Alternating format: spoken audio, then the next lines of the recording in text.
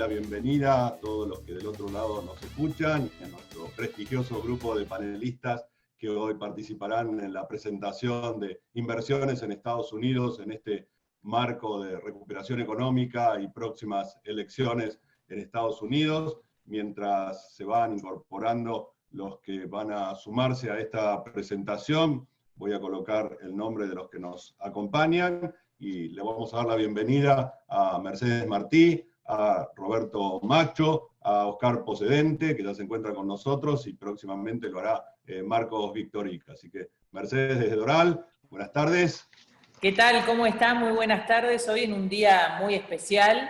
Creo que hoy es uno de los festejos más importantes en este país, ¿no? Creo que el más importante, 4 de julio, 244 años cumple esta democracia, que hoy escuché un dato muy interesante. Nunca en sus 244 años hubo un golpe de Estado, que no es un dato menor, ¿no? Sobre todo para aquellos que venimos de países donde lamentablemente hemos tenido varios. Y así que hoy es un día para festejar acá en Estados Unidos, por supuesto condicionados por la situación reinante de esta pandemia que nos ha cambiado la vida a todos en este planeta. O sea que es un 4 de julio seguramente inolvidable, diferente, distinto. No iremos a la playa a festejar como todos los años, a ver los fuegos, estaremos más recluidos en casa, las playas están cerradas por este fin de semana, incluso en algunos barrios, en algunos condominios también se han vuelto a cerrar las piscinas, estamos en pleno verano, la gente trata de estar al aire libre y festejar, pero bueno, va a estar un poco acotado el festejo de hoy. Pero bueno, más allá de contarles estas notas de color, nos encuentra un 4 de julio de un año muy especial, un año electoral, un año en el que el actual presidente se juega su reelección y no la tiene fácil porque tuvo el desafío del coronavirus, de la cuarentena, y este desafío de paralizar la economía o no paralizarla. Después veremos si se paralizó o no, y si ya se recuperó, y si esto tiene un costo político para él. Así que tenemos muchos temas para charlar hoy, y sobre todo los temas que les interesan a nuestros clientes, a nuestros inversores que nos siguen desde Argentina y desde otros países también, todos los sábados, que quieren saber qué pasa con la economía, qué va a pasar con la economía, ¿va a cambiar algo si no gana Trump? ¿Qué puede modificarse de acá a noviembre? ¿Tiene chances Trump de ganar las elecciones? ¿Tiene chances su contrincante Biden o no tiene chances? Bueno, por todos estos temas se nos ocurrió hoy dialogar con varios amigos que seguramente nos pueden dar una visión muy interesante. Roberto Macho, Oscar Pocedente. A Roberto ya lo conocen de charlas anteriores. Él es Managing Partner de UHI, Macho y Asociados, con oficinas en Buenos Aires, en Madrid y en Miami. Es el gran experto de la contabilidad internacional, podríamos definirlo así, entre otras cosas. Y a Oscar Pocedente seguramente lo conocen, él es el director del Semanario Argentino, un periodista que hace muchísimos años vive aquí y ha hecho mucho por la comunidad argentina desde el punto de vista de la comunicación, tiene su propia radio, su propio periódico, y suele trabajar de corresponsal para medios en Argentina también.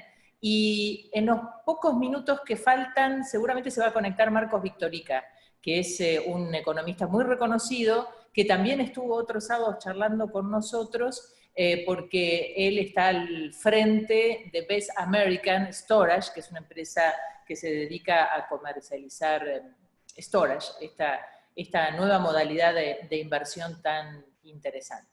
Así que bueno, ya más o menos hemos presentado el tema de hoy, Eduardo. Bueno, y bueno, allí vemos que está ya Marcos también incorporado. Ahora sí. A nuestra charla de la tarde. Bienvenido, Marcos. Gracias. Hay un tema, Mercedes, que me gustaría simplemente mencionar, Sí, y cómo es no. un dato quizás que no se ha difundido mucho fuera de Estados Unidos, y aquí tenemos expertos que podrán hablar del tema, y tiene que ver con los datos que se publicaron de cómo está la economía a fines de junio, los datos del desempleo, del crecimiento, así que Mercedes, te dejo ahí el tema para tratarlo. Sí, disculpen que estaba justamente reenviando nuestro link porque hay mucha gente que quiere conectarse y me están pidiendo el link para sumarse. Por eso estaba con el teléfono en la mano. Sorprendentemente, esta semana hemos tenido noticias acerca de que los números han mejorado, ya la actividad económica se está recuperando y el desempleo no fue tanto como se esperaba, o ya se está recuperando también, Eduardo, los puestos de trabajo. Así parece, pero bueno, yo le dejaría la palabra a los expertos que tenemos Sí, hoy que claro. nos visitan para que nos cuenten, nos expliquen y nos digan cómo estamos y hacia dónde vamos, si algo se puede decir de hacia dónde vamos. Le voy a preguntar al economista que tenemos en pantalla, Marcos Victorica, ¿qué panorama tenés de la situación económica actual? Vos vivís en Estados Unidos y hace varios años y seguramente estuviste analizando estos días las noticias sobre el tema. Sí, muchas gracias, Mercedes. Yo querría empezar con algo que hoy mandé, porque recibí de algunos amigos, pero mandé también a muchos amigos de Argentina sobre el tema del 4 de julio, que es una frase que dice: nosotros deberíamos pensar en la libertad no como algo para hacer lo que queramos, sino como la oportunidad para hacer lo correcto, de Peter Marshall. Esto está circulando porque al lado de la bandera americana. Y lo que le mandé a muchos amigos míos es diciendo: ¿cómo creen que estaría la Argentina si nosotros aplicáramos eso? Y creo que no es menor el concepto. Dicho esto, porque hace a la responsabilidad individual, digamos, a lo que cada uno tiene que tratar de hacer, a aquella frase de que lo que es bueno para Estados Unidos es bueno para General Motors o viceversa.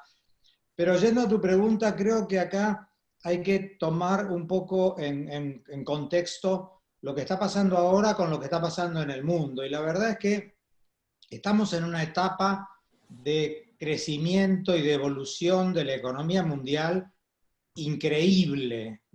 Como yo digo siempre, hay una suerte de necrofilia mediática, por lo cual se pasan solo las malas noticias. Pero solamente pensemos esto: en la historia del Homo sapiens, hasta hace 200 años, el mundo nunca pudo tener más de 150 millones de habitantes. Hoy somos 8.000. En perspectiva, estos son 2 días en la historia del Homo sapiens. Es como si una persona el viernes midiera 1 metro y el lunes midiera 53 metros. Diríamos que es un milagro. Bueno, esto es y hay 1000 ejemplos que muestran.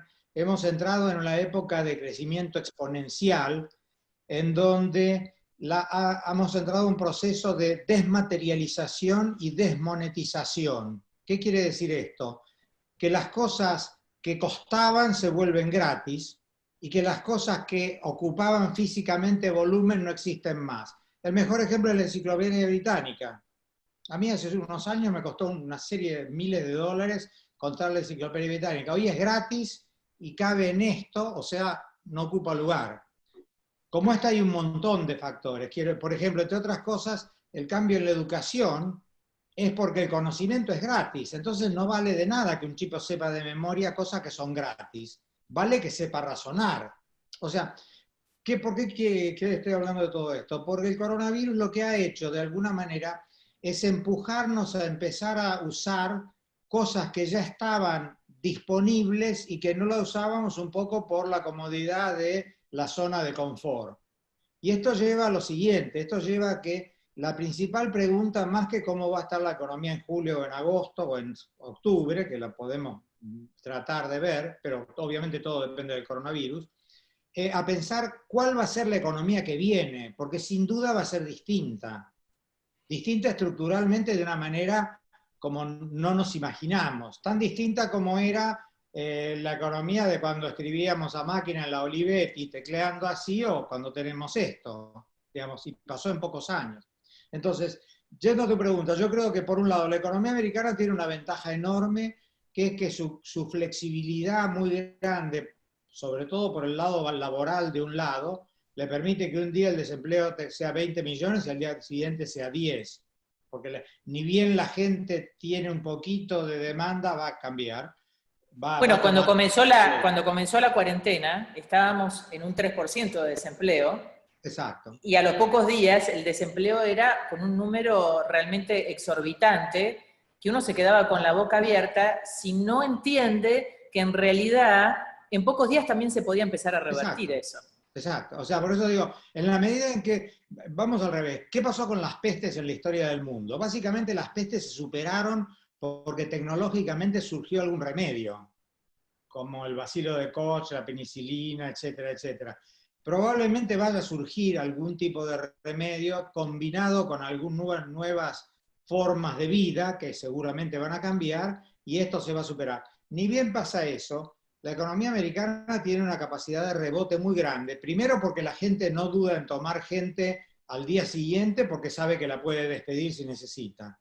Segundo, porque hay una cantidad de recursos financieros y de capital disponible, lo cual está justificando que hoy Wall Street esté en niveles imposibles de justificar por la realidad económica, solamente justificables por la cantidad de dinero.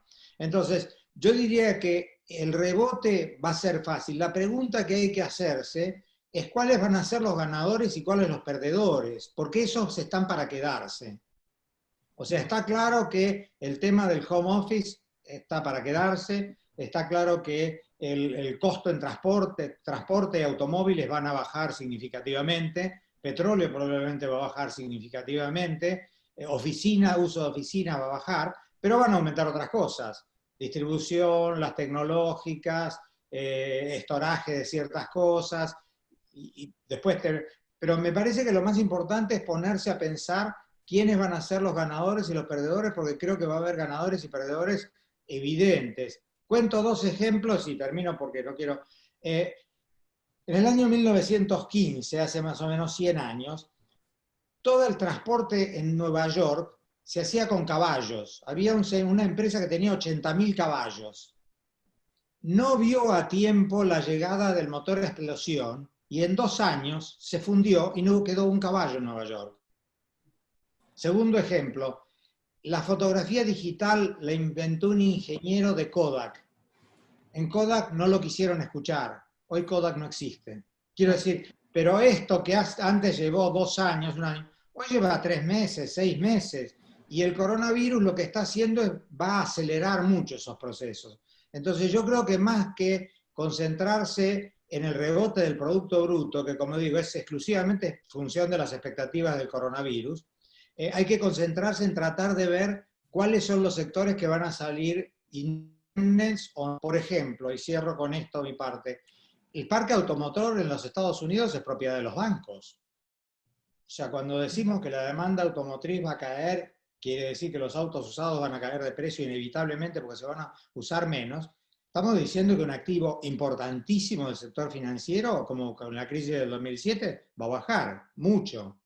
¿Qué va a pasar de eso? ¿Si va a haber contrahabilidad creativa? No sé, pero digo, estas son, creo, el tipo de preguntas que yo me haría y que yo le diría al inversor que especialmente, salvo que sea muy experto en algo, que sea muy cauto, porque en los momentos de cambio, el que no es experto, las oportunidades son para los que son expertos o tienen alguna ventaja especial. El resto son los que pagan el costo del beneficio de las oportunidades del que sabe.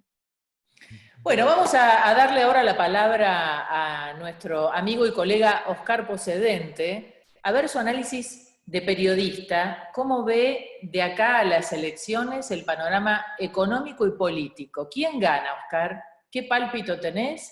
Y si esto va a modificar algo este país. Es difícil, ¿qué tal a todos? Buenas tardes, gracias por la invitación, Mercedes, Eduardo y el panel. Yo recién escuchaba atentamente a Marcos, y antes de ir a tu pregunta, miraba los números de 6 meses antes de las elecciones de Donald Trump, y había un 3,5% perdón, un 5,3% de desempleo. En las elecciones anteriores, decís vos. Claro, en las elecciones anteriores cuando fue elegido Donald Trump. Y ahora se invirtieron los números en febrero un 5,3, o sea, como decías vos antes de la pandemia. A veces hay gente que no es experta en esto, no lo soy yo, pero quiero a veces hablar como ciudadano común, no como economista ni experto. Ahora hay un 11%, o sea, con toda esta catástrofe que pasó en Estados Unidos, entre estos meses que se perdieron 20 millones de empleos y se volvieron a recuperar, la diferencia no es tan catastrófica como se puede pensar en otro país que no tiene las bases como tenía Estados Unidos, ¿no? Esto para mí, creo que este paréntesis que provocó esta pandemia no va a afectar tanto las elecciones de fin de año, del 3 de noviembre, ¿no? Porque antes de la pandemia, el presidente Trump tenía un índice de popularidad bastante alto. Inclusive CNN le había dado las encuestas, le daban cerca del 50%. O sea, estaba muy bien porque la economía la gente estaba muy contenta con la economía. Lo de los puestos de trabajo que no hay que pasarlo por arriba porque es muy importante. En Europa, yo recuerdo cuando España tuvo una crisis muy grande, lo que primero focalizaban era en la pérdida de puestos de trabajo. Sí, claro. Entonces, creo que así como van a cambiar muchas cosas, como bien lo decía Marco, va a cambiar el contexto de trabajo, se van a reacomodar los puestos de trabajo, las empresas y todo eso. En la parte más fuerte de los seguidores de Donald Trump, esto no afecta para nada. No afecta para nada. Y es un porcentaje bastante alto, a mi juicio. Y aquellos que no estaban decididos a votarlo y se pueden ver influidos tal vez por estas movidas que hubo hace poco, después de lo que pasó con George Floyd y demás, creo que van a pensar cómo venía la parte económica. En Argentina, en Perú, en Ucrania, en Estados Unidos, donde sea, a veces lamentablemente el bolsillo es el que manda. Y la gente se fija más por lo económico que por las reformas sociales o culturales que pueda haber. Porque Joe Biden, evidentemente, si gana las elecciones, va a tener otro tipo de... va a ir más a lo social, más a los derechos humanos, etc. El presidente Trump no está encaminado ahí. Yo veo con mucha incertidumbre, estoy volviendo a tu pregunta, Mercedes, mucha incertidumbre, las encuestas no le dan para nada positivo a Donald Trump, hay 11 puntos, 12 puntos, depende de qué agencia, pero así pasó la otra vez. Perdió, ganó aunque lo hayan votado 5 millones o más de personas menos por el sistema americano de votos por colegio electoral. Así que tenemos una incertidumbre muy grande, pero puede haber la sorpresa de que a pesar de que va a 12 puntos abajo, para mí, por lo que yo he hablado, por lo que yo he testeado, puede dar la sorpresa de ganar Donald Trump. No doy un vaticinio, obviamente sería muy irresponsable de mi parte y no es mi estilo. Pero no hay que dejarse omniblar por los números, por las encuestas de esta semana y demás. No hay que dejarse omniblar, falta mucho todavía. Estamos en julio, esto es en noviembre. Recién, para terminar, aquí siempre en Estados Unidos se trató las elecciones como un acontecimiento político, y hace unos años ya parece un acontecimiento de entretenimiento como el Super Bowl. Una comparación exagerada, pero es así. Y con Trump, más todavía, más show. Claro, totalmente. Crecieron más todas los debates, le puso pimienta a todo esto, ¿no?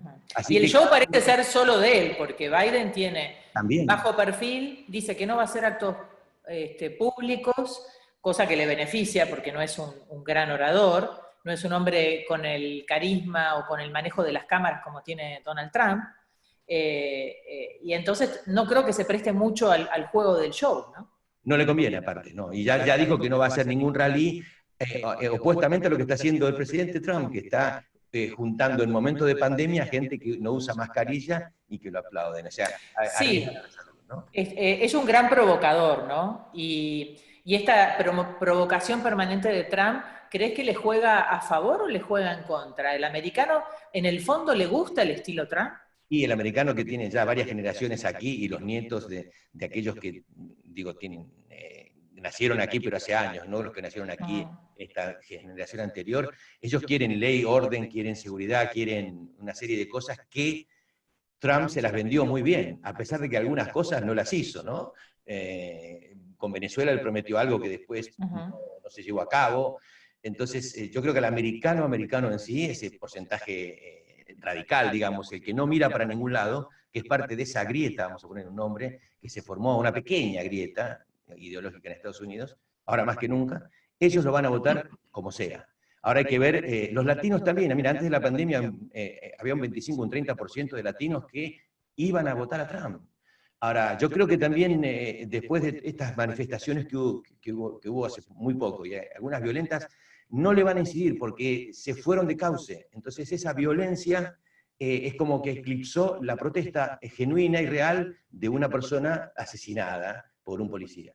Entonces yo creo que esto, como te dije al principio, es un paréntesis que todavía no podemos develarlo, ninguno de los que estamos acá, creo, porque tiene una incertidumbre tan alta que creo que un movimiento en falso de cualquiera de los dos candidatos, más Trump, obviamente, que tiene el poder y siempre paga el mayor costo, va a dar vuelta a las elecciones a último momento.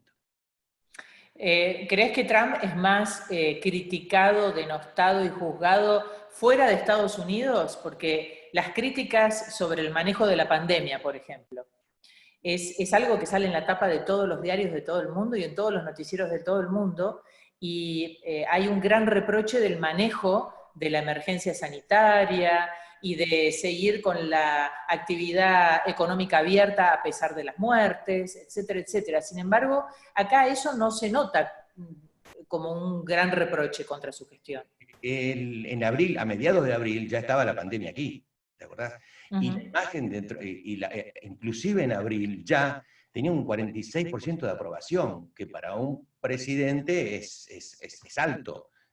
Para un presidente después de 4 años y con una pandemia, por la forma que lo estaba manejando. Y creo que lo que vos decís así, para mí, mi punto de vista, se lo critica mucho más afuera que adentro. Adentro tal vez es más criticado por expertos, por analistas políticos, por los medios, pero no por el ciudadano común. Sí les molesta el modo, y siempre le molestó el modo, e inclusive con ese modo ganó. O sea, los modales que él tiene, el desprecio a veces hacia otras comunidades, lo ha hecho con algunas algunas diputadas, senadoras, ese tipo ese manejo que hizo Trump, pero que se fue acomodando un poquito, es lo que molesta, nada más. Pero creo que ha hecho una buena gestión de gobierno en lo económico. Con el mundo no lo veo de esa manera tan así, pero bueno, son 4 años y habitualmente los presidentes de Estados Unidos tienen una reelección. Este es el presidente, es bueno este dato, este es el presidente que desde 1945, cuando se empezó a medir la imagen positiva, en el primer año de mandato fue la peor imagen que tuvo, cerca de un 39%, una cosa así. Es algo increíble, ¿no? Sí, sí, totalmente. Hasta a veces está criticado por los mismos republicanos. Pero bueno, es otro tema más político que no va con lo que estamos tratando hoy, ¿no?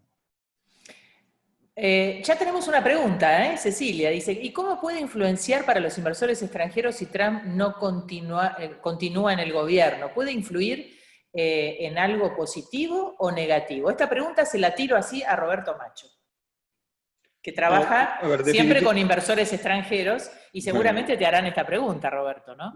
Todo el tiempo, absolutamente todo el tiempo, y sobre todo con la situación que se está viviendo en varios países, particularmente de Latinoamérica, pero algunos también de Europa, están con unas ganas de diversificar el riesgo y venir a Estados Unidos, y bueno, obviamente este es un año electoral, y las dudas surgen. Así que, bueno, gracias Eduardo, Mercedes, por la invitación además, y un abrazo tanto para Marcos como para Oscar.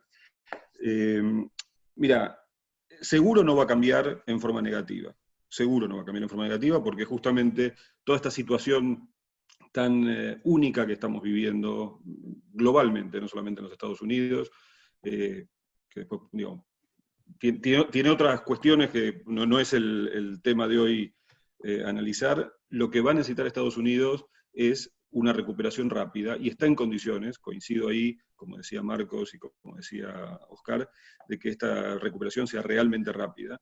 Creo que el otro día hablábamos de que estamos hablando de tres dibujos de posible recuperación, la B corta, la U o la L. Estados Unidos se estima que va a tener una recuperación de B corta, lo cual ya están confirmando los primeros números de recuperación de empleo, de movimientos de la economía y demás.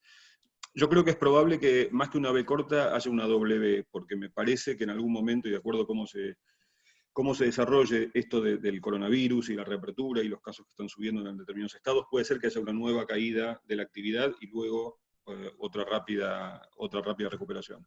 Pero gane quien gane, seguramente va a estar orientado a los negocios, con agendas diferentes, como decía Oscar, en lo relativo a los temas sociales, pero seguro no va a poder hacer nada justamente que bloquee inversiones extranjeras. Te diría que todo lo contrario. O sea, y esa es la respuesta corta a tu pregunta, o a la pregunta que hizo el oyente. Justamente Cecilia vuelve a preguntar y dice, ¿y si Trump continúa, creen que la política económica seguirá siendo la misma? ¿Puede también influenciar en los inversores extranjeros? Yo creo que la política económica probablemente, obviamente va a tener que hacer determinados cambios porque en el medio pasó el 2020, con todo esto que estamos pasando, y hay algunos cambios que van a tener que hacer. Pero la dirección va a ser más o menos la misma. Hasta el momento le dio resultado, así que no veo que haya grandes cambios en ese sentido. Lo que sí puede llegar a ver, y estas sí son cosas que por ahí me preocupan, que eventualmente pueden afectar la economía, pero no es el primer impacto, es que toda esta cuestión de lo que está sucediendo con el coronavirus y demás, va a generar una serie de movimientos, número uno, migratorios, pero por sobre todas las cosas, de cierre de fronteras, de proteccionismo, que antes no existía, y hasta, como creo que lo decíamos también otra vez, quizás haya algunos focos de movimientos xenófobos que va a haber que también tratar de controlar. Y eso también tiene que factorearse dentro de la ecuación, porque ya no va a ser lo mismo. Creo que Marcos decía hace unos minutos, Estados Unidos confía mucho en su industria, pero la verdad es que muchas materias primas de su industria vienen de otros países. Entonces ahí necesariamente va a haber que dar un golpe de timón para ver cómo no se corta esa cadena de abastecimiento. Por ejemplo, el acero, hoy en día el principal proveedor de acero de Estados Unidos es China.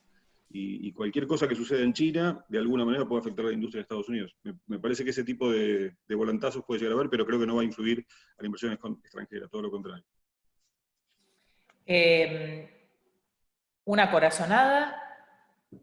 ¿Quién gana en noviembre, Roberto? Es muy difícil realmente decirlo. Porque obviamente estamos en 10-12 puntos. 10, 12 hoy las puntos encuestas le dan Biden. a Biden, sí. Sí. Biden no es un buen candidato, sinceramente. No lo es, por varios motivos. Lo que pasa es que creo que Trump hizo varias cosas que también lo bajaron mucho en el nivel de consideración de la gente.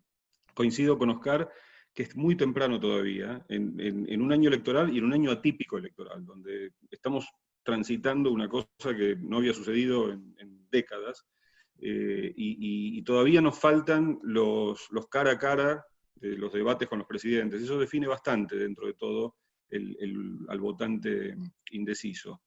Yo creo que es muy temprano todavía. La ventaja es una ventaja más que interesante, pero, como también opinaba Oscar, o mencionaba Oscar, tengamos en cuenta que en general se está midiendo el voto popular, pero no necesariamente el Congreso Electoral. Y el ejemplo lo puso claramente Oscar recién. En la elección anterior, el voto popular lo ganó Hillary, y sin embargo salió electo por número de representantes Trump. Así que creo que es temprano todavía para eso. Creo que Marcos quería hacer un comentario. Sí, a ver, Marcos. Sí, yo creo que hay un tema clave, que como dicen los americanos, money talks. Este es el país de los negocios y de la economía. Y esto también, de alguna manera, explica la política de Trump respecto del coronavirus. Con el coronavirus está pasando en el mundo una cosa bastante peculiar, que es que los muertos del coronavirus van a los diarios, los muertos de la economía no existen, entonces no tienen costo político. Nadie los cuenta y nadie pone en el diario si un señor se murió de un infarto porque no puede pagar los sueldos, porque tiene su negocio cerrado. Pero Estados Unidos es un país que es muy sensible a eso, por muchas cosas. Y yo creo que en ese sentido Trump lo está leyendo bien. Y de hecho, él se da cuenta que es más fácil bancar X cantidad de muertos por el coronavirus, que igual, si uno lee la cantidad de muertos en el mundo por año, por todas las causas, la verdad es que el coronavirus se publicita mucho, pero no es una cantidad de muertos que haga diferencia en la mortandad anual. pero no hubiera podido bancar un cierre total de la economía. Por ejemplo, acá nunca pararon los aviones, es impensable Estados Unidos sin los aviones andando. Entonces, estas características creo que él las lee bien, y vos que sos periodista de muchos años, Mercedes, vas a evaluar bien lo que yo te digo. La clave para mí que tiene Trump es que el tipo instala temas todas las tardes. Con el tema del Twitter, él instala un tema que no importa si es una estupidez o no. La realidad es que la sociedad parece una miniserie. Permanentemente está hablando de lo que instaló Trump ayer a la tarde, y el problema es que la oposición no le logra seguir el paso. Siempre, cuando le empiezan a contestar, ya instaló otro tema. Y la verdad es que en eso tiene una habilidad enorme. Mire, yo tengo un amigo que lo conoce bien, y de entrada en las elecciones, acá antes de las elecciones, me dijo, no te confundas, Trump es un niño bien de Nueva York y está ganando con los votos del Midwest, que es como si en Argentina alguien de la Recoleta ganara con los votos de González Catán. O sea, me refiero a la capacidad de marketing que tiene el tipo, que uno lo ve con el peluquín y un montón de cosas y dice, este es un idiota o es un payaso. Ahora, realmente atrás de eso hay una enorme habilidad de aprovechar la cosa mediática, aún desde el grotesco, llamémoslo así. Bueno, así lo hizo cuando era una estrella de la televisión. Y bueno, lo mismo, exactamente. Y para terminar, un dato que es muy importante respecto de lo que decía Roberto. Fíjense que creo que esta semana pasada, salió el acuerdo de libre comercio con México y Canadá. Quiero decir, habla de que va a levantar el muro, de que... Ahora, finalmente, respecto del trade, con eso no se embroma. O sea, avalando lo que decía Roberto, que sí, los flujos de comercio fuerte, y con eso no van a jugar. Acá Cecilia nos hace otra pregunta y nos dice... ¿se podría poner más complicada la posibilidad de obtener visa de inversión?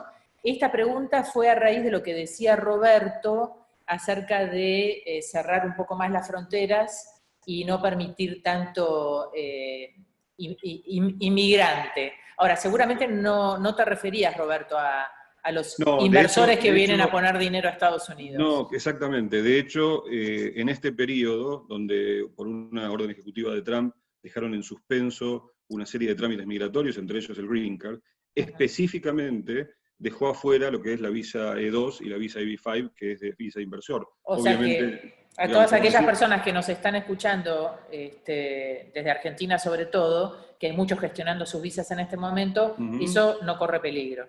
Exacto. Como decía Marcos, no come vidrio Trump, eso desde ya. Mercedes. Tal cual, sí. Lo que sí creo, perdón, Oscar, sí. creo que vos querías decir. Oscar, creo que decía. Sí, Oscar. Perdón. No, quería decir algo. Posiblemente haya un segundo impulso económico si esto sigue como hasta ahora, porque no salimos todavía de la pandemia, lo estamos sufriendo en carne propia. Seguramente hay un segundo estímulo antes de las elecciones, y estímulo a las empresas. Ya hay uno que están insistiéndote para que te anotes en las compañías el PPP, el famoso préstamo. Sí. Para las pequeñas empresas y para las empresas en general. Exactamente. Y también para los ciudadanos que se les dio. Claro.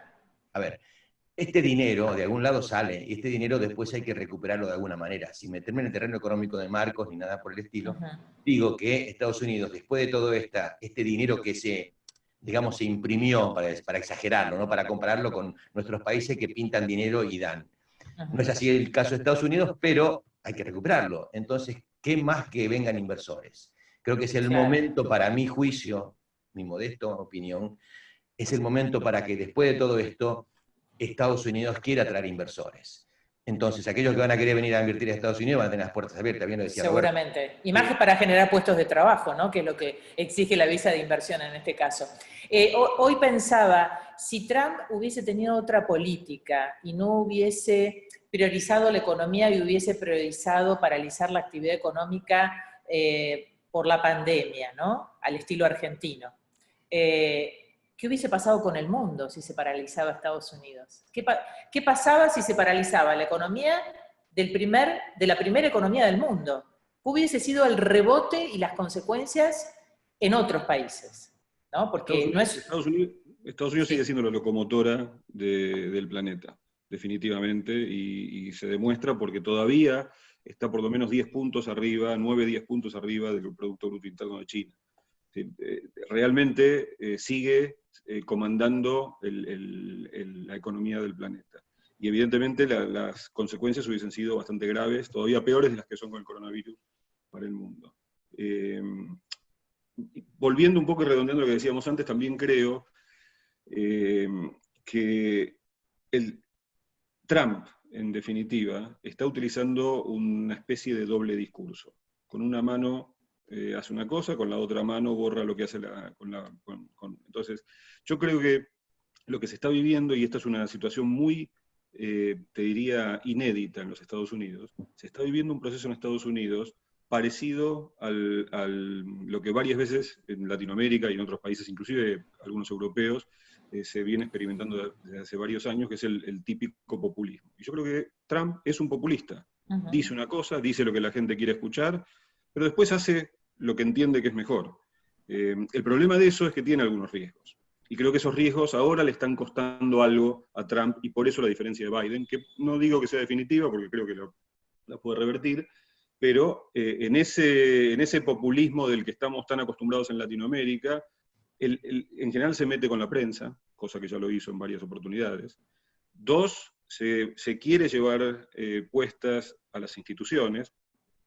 Por suerte Estados Unidos es mucho más sólido en instituciones que otros países latinoamericanos. Entonces, esto es lo que hoy en día le está costando a Trump. La pregunta del millón es, ¿cuánta gente del Midwest, cuánta gente todavía sigue enamorada de ese discurso de Trump, sin darse cuenta que en realidad hay como un underlying, un mensaje underlying que es totalmente diferente? Bueno, le voy a hacer alguna pregunta a Eduardo, que lo tenemos muy callado. Y te quiero preguntar tu opinión, Eduardo, acerca de cómo ves vos la economía, cómo ves el mercado de real estate, si la pandemia ha afectado negativamente o positivamente a los negocios inmobiliarios, y cómo lo ves con vistas a las elecciones de noviembre. Bueno, frente a los expertos que hoy nos acompañan, a los cuales les agradecemos mucho, yo me voy a limitar específicamente al tema inmobiliario, que es en el que de alguna manera nos hemos especializado y hacemos de ello nuestra actividad del día a día. Si tenemos que remontarnos, Mercedes y todos los que nos escuchan, a cómo venía la actividad inmobiliaria en las dos grandes ciudades en las que nosotros operamos, Miami, en el estado de Florida, y Detroit, en el estado de Michigan, la situación era que en Miami los precios habían llegado prácticamente a un techo y que en Detroit estaban en el extremo opuesto, estaban en un piso.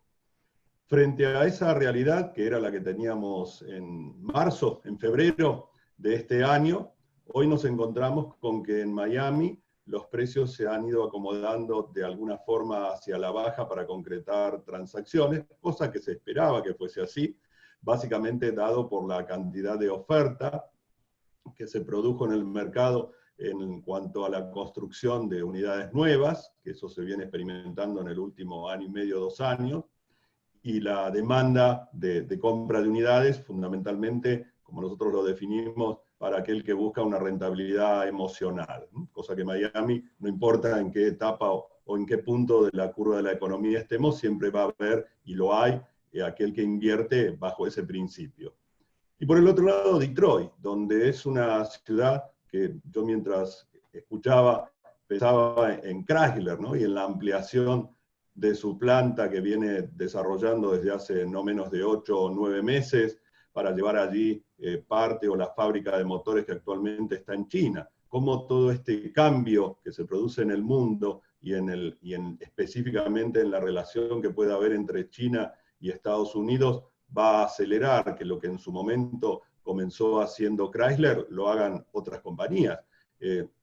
Entiendo, como también comentaron, ese vínculo fuerte que puede existir entre Estados Unidos y China en lo que respecta a materias primas, como acero que mencionaban, pero ¿qué va a pasar con aquello que requiera de una producción donde hoy Estados Unidos la puede hacer dentro del territorio del país, sin necesidad de recurrir a un país, a otro país, cuando el mercado de 340 millones de consumidores está aquí, y parte quizás de la mano de obra que antes era barata en China puede ser reemplazada por un robot, ¿no? O sea, eso es como un signo de pregunta que también va a marcar un poco, bueno, ciudades como Detroit, y me refiero a ciudades industriales como Detroit.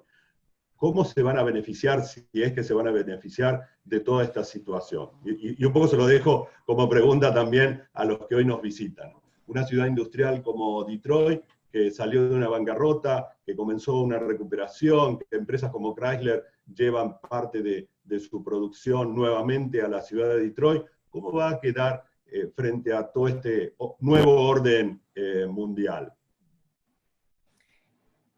A ver quién quiere recoger el guante. Después te pregunto, Eduardo, algunas cositas que nos preguntan acá los participantes.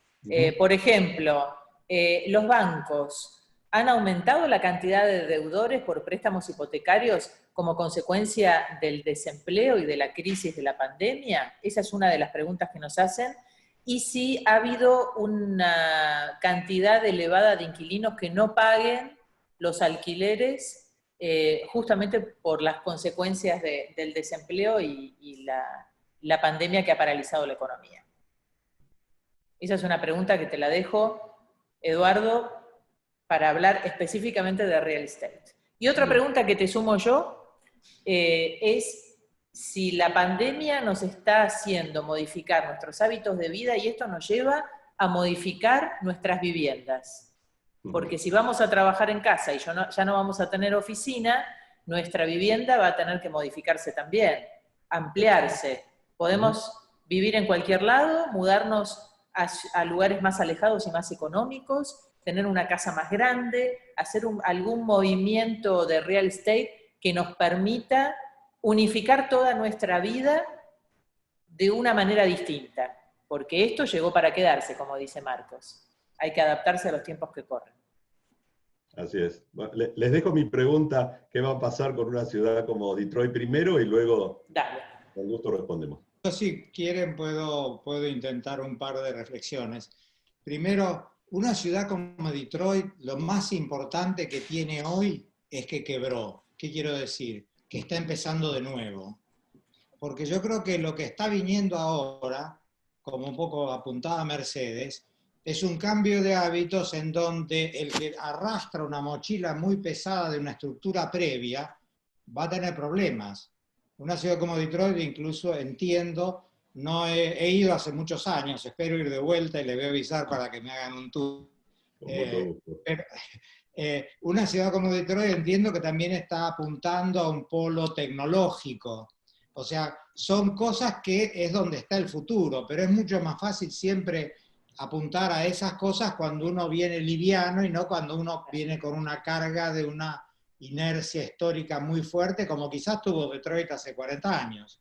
O sea que yo creo que eso por un lado es importante. Por otro lado coincido con Mercedes que está viendo un cambio en el perfil de compra. Yo lo veo en dos cosas. Por un lado, yo vivo acá en Weston, en Miami. Para el que conoce, es una zona de country, digamos, de casas relativamente grandes.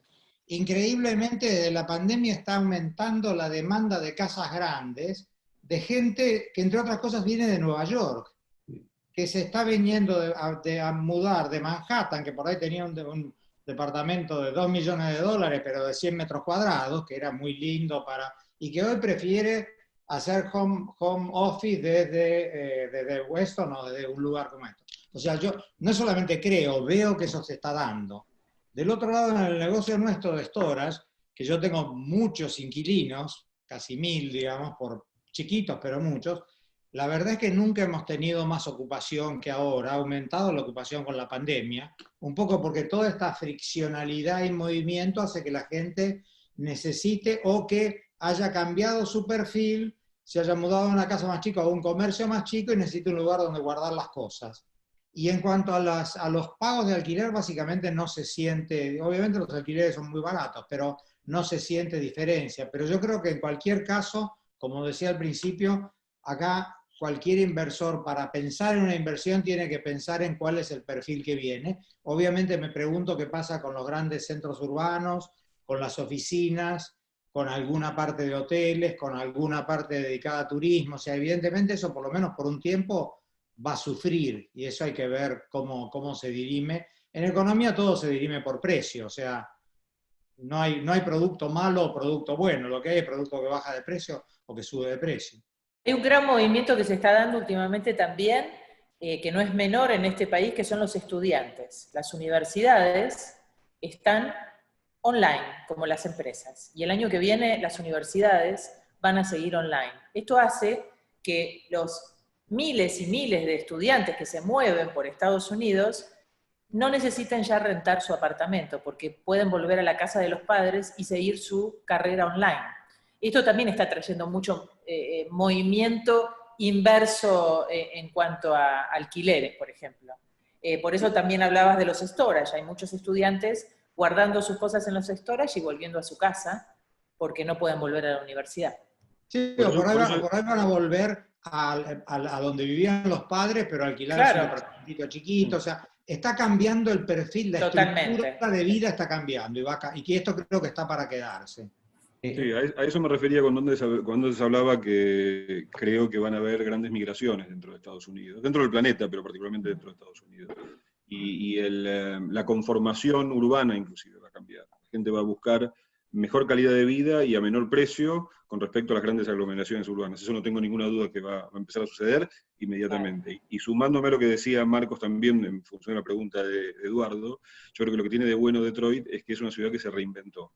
Y se reinventó porque antes estaba en industria pesada, y ahora muchas tecnológicas invirtieron en Detroit, no solamente por la oportunidad de real estate, la oportunidad de mano de obra más económica y demás, sino también porque están haciendo joint ventures con las automotrices para buscar el famoso auto sin conductor y demás, y eso ya está cada vez más avanzando. Google, por ejemplo, ya tiene una oficina de las más importantes dentro de Estados Unidos en Detroit.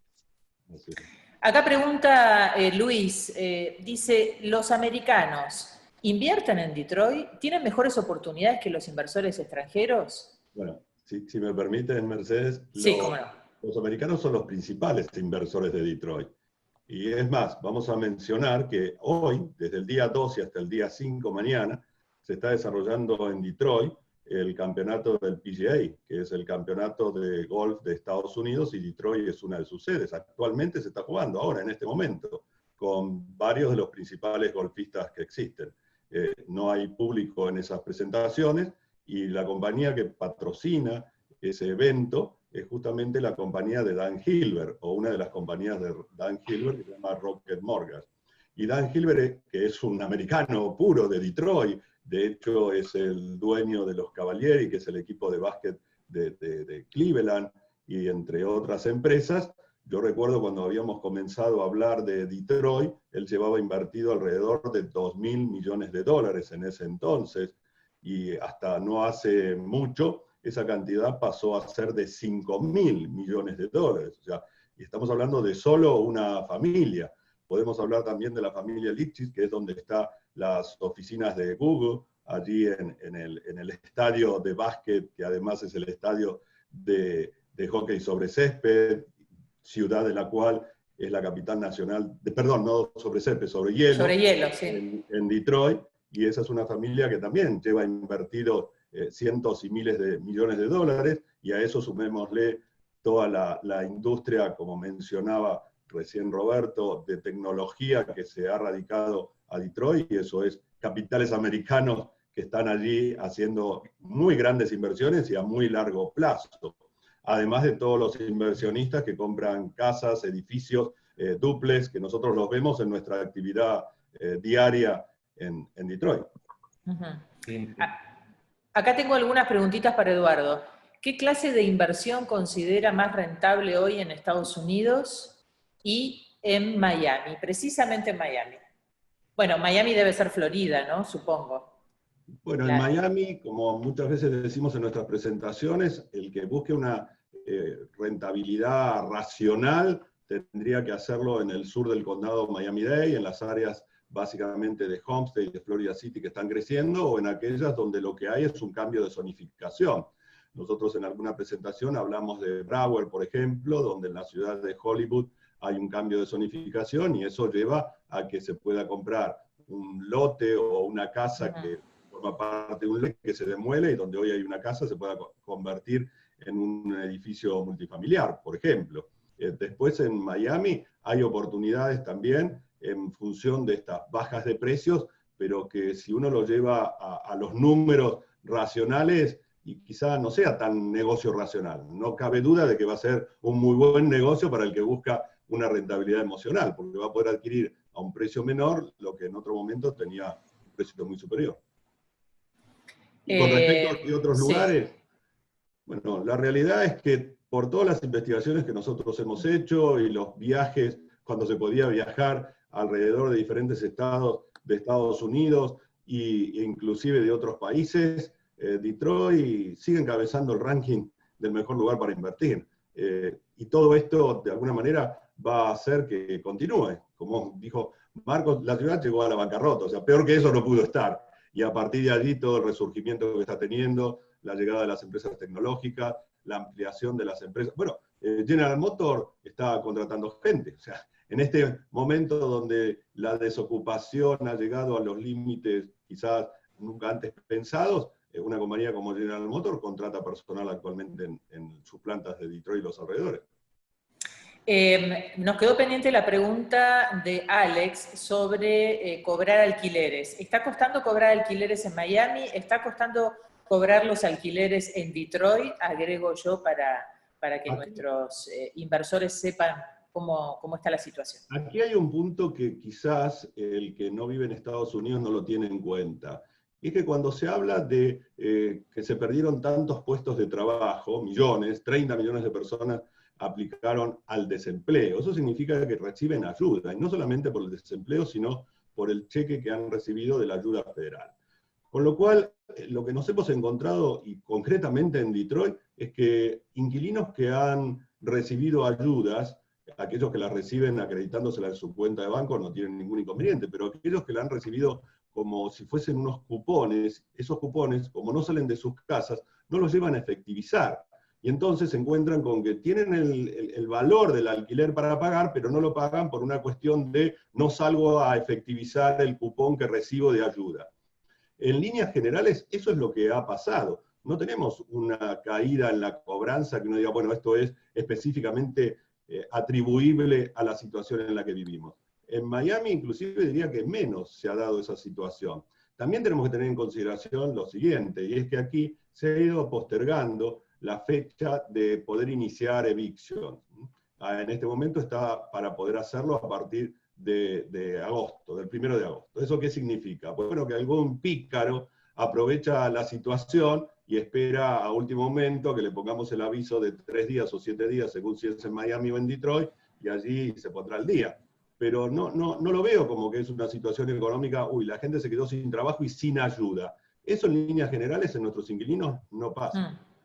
Aquí Gustavo dice, Mercedes, sección 8, capítulo 8, viene al día con los pagos de los alquileres, sí. Y Homestead es una buena inversión porque los precios no están al máximo, al contrario, están a la mitad del camino, no hay problema con el cobro de alquileres y no hay inversiones emocionales, me dice. Exactamente, sí, es correcto. Esa es una de las ciudades en el sur del condado Miami-Dade, como mencionamos. Homestead y Florida City es un lugar donde uno encuentra oportunidades a un precio donde todavía tiene recorrido para capitalización, y como también comentó quien hizo la pregunta o el comentario, el plan 8 no ha dejado de pagar, permanentemente lo hace, y son buenas opciones para inversionistas. Acá tengo una pregunta para Roberto, de parte de Gustavo. Dice, con residencia fiscal en Argentina, ¿cuál es la tasa de renta luego del pago, por ejemplo, del 2,25% de bienes personales y del 35% del impuesto a las ganancias? Supongo que se debe referir a invertir acá y pagar impuestos allá. Bueno, primero va a depender, me imagino que está hablando de bienes raíces en Estados Unidos. Supongo. Me imagino que debe ser esto. Claro. el impuesto pagado, dependiendo de cómo está estructurado, el impuesto pagado en Estados Unidos se acredita contra el impuesto a las ganancias de Argentina. Quiere decir que el que es residente fiscal en Argentina, la tasa que manda es la tasa de Argentina, ¿sí? Porque lo que pague aquí, y no va a ser más del 35%, lo va a poder acreditar allí. Y obviamente bienes personales, no hay ningún impuesto análogo aquí no hay ningún impuesto al patrimonio, nunca lo hubo. Así que es el 2.25 sobre inversiones en el extranjero. En realidad el cálculo es el cálculo de los impuestos de Argentina. Perfecto. Ya que estamos hablando de temas contables e impositivos, bueno, hay esta semana muchísimas noticias acerca de las ofertas que hace el gobierno uruguayo para tentar a los argentinos a que se vayan a ser residentes fiscales en Uruguay, a vivir, a hacer negocios en Uruguay. Uruguay quiere seducir, conquistar a los argentinos que en este momento están mirando para dónde salen corriendo, ¿no? ¿Cómo lo ves, Roberto, el tema Uruguay? Y si lo comparamos con Estados Unidos, ¿qué es más ventajoso? A ver, Uruguay quiere volver a adjudicarse el título que alguna vez tuvo, que era la Suiza de América Latina, o del Cono Sur, o como sea. Y quiere seducir a sus vecinos, tanto argentinos fundamentalmente, que tienen un acervo cultural mucho más afín a Uruguay, pero también a los brasileros, sobre todo a los del sur de Brasil. La gran ventaja que tiene Uruguay es que es la cercanía, básicamente. Para alguien que no quiere desarraigarse del Río de la Plata, lógicamente Uruguay en ese sentido es un lugar más conveniente. Y ahora la Calle, que dice que quiere, en su plan es traer 500.000 ricos, digamos, a residenciarse en Uruguay, da condiciones muy favorables, inclusive una amnistía de 5 años, están pensando inclusive en duplicarla, llevarla a 10, con lo cual eso puede ser bastante tentador. No obstante, yo te diría que tiene algunos problemas eso. El primer problema que tiene es, vos podés obtener la residencia fiscal en Uruguay, pero eso no te garantiza que puedas abandonar la residencia fiscal en Argentina. Entonces es el primer gran problema. No es tanto a dónde me voy, sino cómo hago para abandonar la residencia fiscal argentina, sobre todo porque la nueva reforma de Macri, más algunas cosas de las cuales ya se están hablando en el gobierno, sobre sacar lo que se llama un exit tax, que es un impuesto para aquellos que cambian la residencia fiscal, podría llegar a complicar bastante eso. Ahora, desde el punto de vista, y olvidando, el otro problema que tiene Uruguay, justamente también, o sea, lo que es bueno, también les juega en contra, que es la cercanía, y que de hecho Uruguay vive de Argentina y vive de Brasil. La presión que ejerce políticamente Argentina sobre Uruguay es mucho más grande, o mejor dicho, existe presión mientras no existe presión con Estados Unidos. Entonces, digo esto porque en alguna oportunidad el problema que tiene Uruguay es que a veces ha cedido a presiones políticas de Argentina y ha por ahí entregado información que técnicamente no debería haber entregado. Este es un riesgo que siempre corre el que se cruza el Río de la Plata y cambia la residencia fiscal.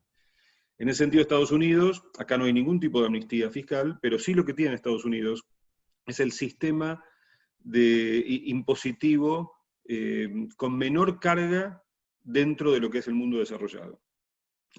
Lisa y llanamente así. No hay país de los que se consideren desarrollados que tenga un sistema fiscal como el de Estados Unidos, donde se graban a tasas más que razonables el impuesto a la renta, el impuesto a las ganancias, y como decía antes, no existe impuesto al patrimonio. Uno puede traer aquí, mudarse aquí con 500 millones de dólares y no va a pagar ni un centavo simplemente por tener los 500 millones de dólares. Va a pagar si esos 500 millones de dólares generan $1. Sobre ese dólar va a pagar la tasa que corresponda. La presión impositiva medida con respecto al Producto Bruto Interno de Estados Unidos comparado con, por supuesto Latinoamérica ni hablar, pero Europa, es infinitamente inferior. Hay muchas preguntas de los participantes acerca de temas de visa de inversión. Creo, Eduardo, que para el próximo sábado vamos a tener que convocar a algún abogado especialista en migraciones para responder todas las preguntas que tenemos pendientes, pero a los panelistas que nos acompañan, Oscar, Roberto, Marcos, Eduardo, seguramente esta semana hemos recibido muchísimos llamados todos y consultas de muchísima gente preguntando acerca de cómo pueden sacar una visa, cómo pueden emigrar y cómo pueden vivir en Estados Unidos.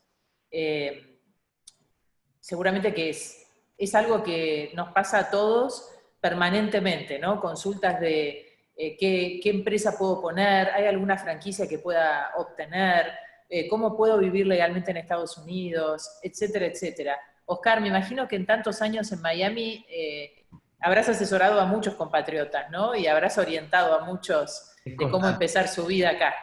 Mercedes, es constante, es algo que me identifica tanto porque nosotros como medio, nosotros somos un medio, entonces a través de nosotros tenemos muchos contactos, conocemos gente, y el que está en Argentina se piensa, tal vez equivocadamente, que nosotros conocemos todo acá, entonces nos llaman a nosotros para pedirnos asesoramiento. Entonces ahí nosotros empezamos a derivar, pero nos preguntan siempre sobre las experiencias de los demás, porque claro, ven tantos anunciantes, o sea, diferentes rubros en el periódico, que ellos piensan que estamos en contacto íntimo con ellos y cada uno es independiente, ¿no? Así que esta semana, hace aproximadamente, no, más, hace como un mes y medio, todos los días, pero todos los días, literalmente hablando, hasta fin de semana.